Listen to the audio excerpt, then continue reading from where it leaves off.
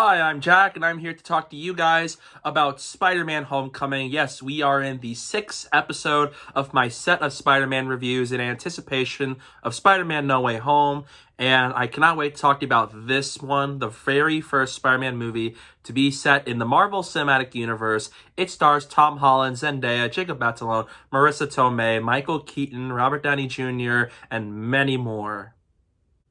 Also, before we get started, I would like you guys to know this is my Instagram and Twitter username down below, so you can follow me on social media. You will see my username at the bottom of the screen, so don't forget to do that while you're at it. And also, this will be a spoiler review. This movie has been out for 4 years now. I am going to talk about spoilers, big and small. So if you haven't seen the movie yet, go watch the movie and then come back right here. And let's get started talking about Spider-Man Homecoming. Homecoming follows Peter Parker after the events of Captain America's Civil War as he tries to balance being both a high schooler and the wall crawler. However, he gets caught in a scheme led by the Vulture, and he tries to stop them from stealing and selling dangerous technology to bad people, and also try to win the girl of his dreams just in time for the homecoming dance. The acting is great. Tom Holland is excellent as Peter Parker and Spider-Man. He is my favorite live-action iteration of the character, and he relates to me more than I do with Tobey and Andrew, while I do like those versions. But he has great dynamic with characters like Ned, Liz, MJ, Iron Man, Vulture, and a lot of these characters in the movie, and I think he really does a good job at carrying this movie, and Tom Holland is just really good as his character. You can see through his performance, he's having a really good time portraying this character, and Michael Keaton is terrific as Vulture. He is easily the best villain or antagonist of a Spider-Man movie we've had since we got Spider-Man 2 with Doc Ock. And I loved how he's not necessarily a villain, but he's just a character who he wants to help his family and help them make money. And he does it by selling dangerous technology from events like Sokovia and Age of Ultron, the helicarrier crash in Winter Soldier, and even in the first Avengers movie, and even some in Thor Dark World. I really liked his character, and I liked how he wasn't just a villain who's doing bad things. He just wants to help his family, and I like that a lot for this character. It makes Vulture a lot better as a character than what he originally is. And I thought, and then Jacob Batalon is really good as Ned Leeds. I liked how instead, because we don't have a Harry Osborn in these movies, we got Ned, and I really liked how he fits the bill in this movie as part Peter's friend. And so he and Peter have really great dynamic, and funny moments like when he finds out that he's Spider-Man, or when he's there in DC and he's like with that Peter has a tracker, and Ned's like, can't do this is not a good idea. And even in scenes later on in this movie, like even the homecoming, when he's trying to chase the Vulture and Ned's in the computer lab, they have a great dynamic with one another, and it's really fun to watch. Zendaya is good as MJ, even though she doesn't do as much here than in Far From Home. And she could be kind of nice to see from time to time. Zendaya is she's a great actress, and she does a good job with what she has in this movie. And Laura Harrier is good as Liz Allen, and also because this time there's no Gwen Stacy and there's no Mary Jane Watson, we have a Liz Allen. And it really shows you kind of like how there's always a different kind of character to use for Spider-Man movies, and even in love interest and best friends. And so I like that they use Liz. I thought she had some nice moments with Peter. They can be cute to watch, and they can be funny at the same time. And it's just great. Robert Downey Jr. is really good as Iron Man, even though he's not in it too much. And while he does have an integral part of the plot, he doesn't do as much as like Spider-Man or Vulture or Ned in this movie.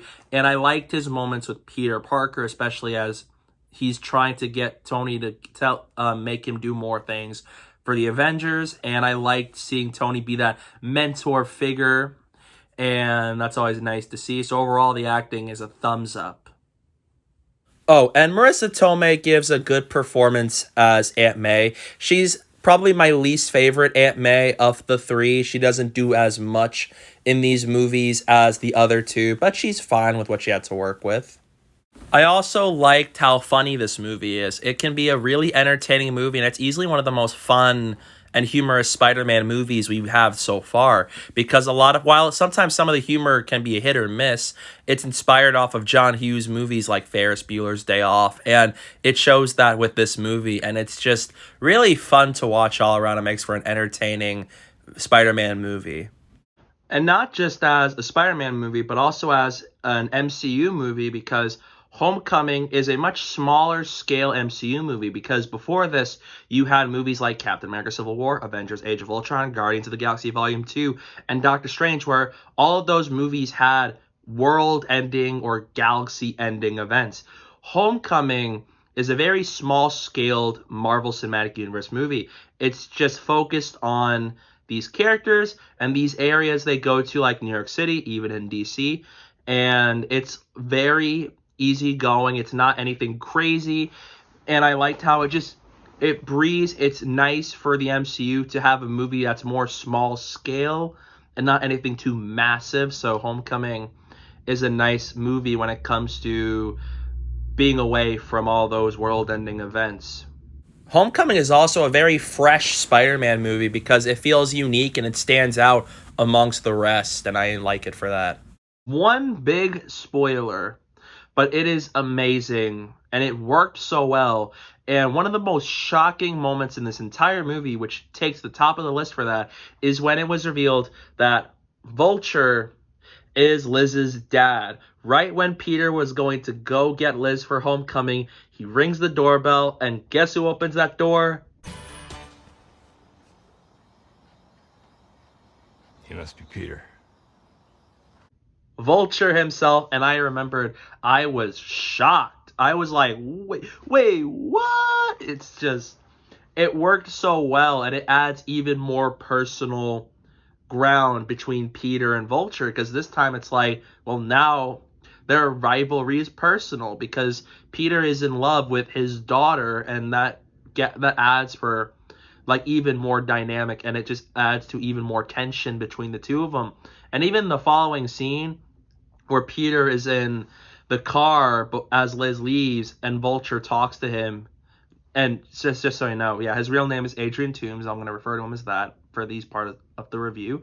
But Adrian, I really liked the moment where Adrian tells Peter, it's like, does she know it's your Spider-Man? Good. And if you ever keep coming for me, I'm going to kill you and everyone you love. That is such a like terrific scene. And you can feel the tension between the two of them, because Vulture is a force to be reckoned with for a character like Spider-Man, especially in this age in the MCU. And I really like those moments, and that plot twist is easily one of the most shocking twists that the Marvel Cinematic Universe has ever pulled off. My favorite scene in this movie, which is also one of my favorite scenes out of any Spider-Man movie we've had thus far, is this one right here. Seeing Spider-Man trapped under the rubble Vulture caused, and seeing Peter use all of his strength to free himself from all that is really awesome to see. And this is Spider-Man. Seeing him use nothing but his wit, and seeing him use all of his strength and say things like, come on, Spider-Man. I absolutely love it. It's a really powerful scene, and I loved how they were able to pull this off in this movie. Sadly, it's time to go into my issues with Homecoming, and the biggest one I could name is there's way too much CGI in this movie.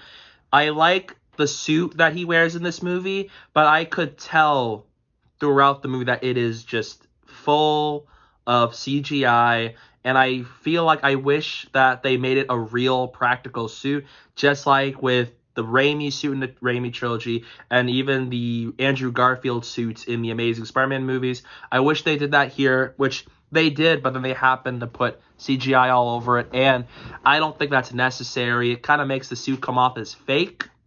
And the design is good, but I just wish that they didn't use a lot of CGI. But also, too, not just that, but even with some of the other characters like Vulture in them, it just doesn't come off as real as much. And I think Far From Home does a much better job with its CGI than in Homecoming.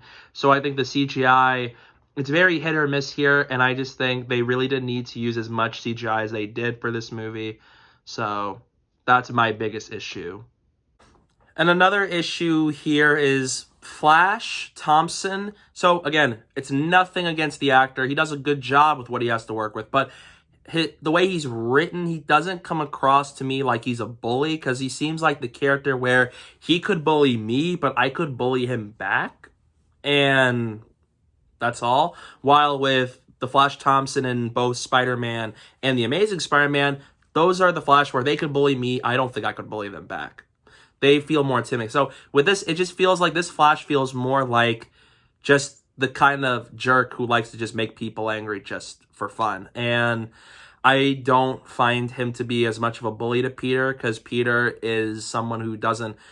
While, of course, Flash is rich here, you could see that he's rich, but again, when it comes to him and Peter, there's just no... I don't really feel much between Flash and Peter. It just feels like Flash is just the guy who likes to say mean things about him just because he could. But he just doesn't come across as the kind of bully to me. But it's not the actor's fault. He's fine. I think he just needs to be written a little bit better here. Not really an issue, but I feel like I'm really bothered by the Iron Boy Jr. argument. I think it's stupid just because throughout this movie, Peter has actively worked against what Tony orders him to do. Like, he keeps telling him, stop chasing the Vulture, people can handle us, and Peter decides to keep chasing him. And even when Tony took his suit away from him, Peter still went after him with his homemade suit, even without the technology that Stark's suit had. So it really bugs me that people act like, oh, in Homecoming, he's just Iron Boy Jr., when he really is Spider-Man and he acts like Spider-Man. I really wish people could just see that. Overall, I thought Spider-Man Homecoming is a very fun, a very entertaining movie. And not only is it a fun, good Spider-Man movie, but it's also a great MCU movie. And it is a great first movie for Spider-Man that's set in the Marvel Cinematic Universe. And it leaves me really excited to see where the MCU took Spider-Man from there. So with that out of the way, I'm going to give Spider-Man Homecoming an A. And it's a movie that you should definitely watch. Definitely watch Homecoming. It's fun, it's entertaining, it has lots of good moments, and it has great actors. And I really am looking forward to doing more Spider-Man reviews. I'm not sure whether I'm going to jump into the Spider-Verse next, or whether I should just go ahead and do Far From Home next. So stay tuned for that. With that being said, don't forget to follow me on social media down below. My username is right below the screen. And those are my thoughts on Spider-Man Homecoming. What did you think about this movie? I'd love to hear your thoughts on this movie down below in the comment section. Don't forget to give this video a like, and you should hit that subscribe button if you want to see more, and I will give you guys more Spider-Man reviews and videos real soon.